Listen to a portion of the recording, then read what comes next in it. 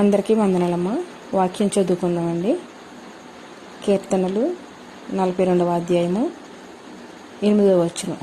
అయినను పగటి వేళ యెహోవా తన కృప కలుగున ఆజ్ఞాపించును, రాత్రి వేళ ఆయన గూర్చిన కీర్తనయు నా జీవదాత అయిన దేవుని గూర్చిన ప్రార్థనయు నాకు తోడుగా ఉండును.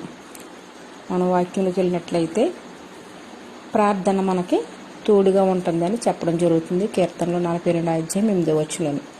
అంటే మనకి ఎవరు తోడున్నా ఎవరు తోడు లేకపోయినా తప్పకుండా మనం చేసిన ప్రార్థన, సంఘ ప్రార్థన, అనేక మంది మన కొరకు చేసిన ప్రార్థన, లేకుంటే తల్లిదండ్రులు చేసిన ప్రార్థన, స్నేహితులు బంధువులు చేసిన ప్రార్థన, దేవుడు తప్పకుండా ప్రార్థన మనకి తోడుగా ఉంచుతాడు. కనుక మనం ప్రతి విషయంలో ప్రార్థన చేసుకుంటూ ఉండాలి.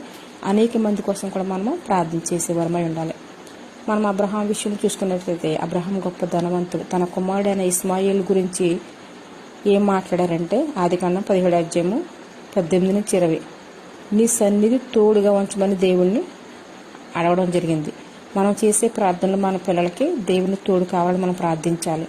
మరి అన్న ప్రార్థించింది, అలాగే మనం కూడా ప్రార్థించి దేవుని పొందుకుందాం. దేవుడు కొద్ది వాక్యం అంగీకరించిన గాక. మీ అందరికీ వందనాలమ్మ.